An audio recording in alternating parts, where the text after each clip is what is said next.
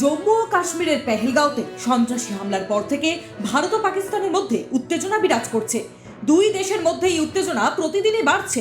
এই মর্মে ভারত সরকার 7ই মে সারা দেশের 240টি জেলায় একটি দেশব্যাপী মক ড্রিল পরিচালনা করবে। 1971 সালের পর এটি প্রথম বড় ধরনের মক ড্রিল। ড্রিল চলাকালীন ব্ল্যাকআউট থাকবে এবং সাইরেন বাজানো হবে, যা মানুষকে নিরাপদ স্থানে সরে যাওয়ার ইঙ্গিত দেবে।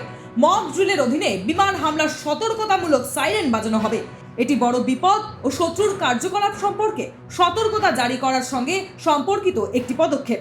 সম্ভাব্য আক্রমণের ক্ষেত্রে নিজেদের রক্ষা করার জন্য নাগরিক এবং শিক্ষার্থীদের প্রয়োজনীয় নাগরিক প্রতিরক্ষা কৌশল সম্পর্কে প্রশিক্ষণ দেওয়া হবে।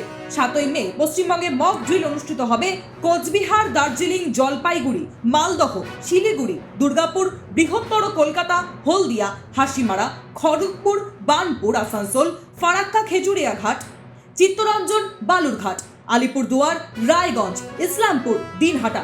তাছাড়া এই তালিকায় আছে মেখলিগঞ্জ, মাথাভাঙা, কালিম্পং, জলঢাকা, কার্সিয়াং, কোলাঘাট, বর্ধমান, বীরভূম, পূর্ব মেদিনীপুর, পশ্চিম Medinipur, Howrah, Hooghly, Murshidabad. Bureau report, sky news Bangla.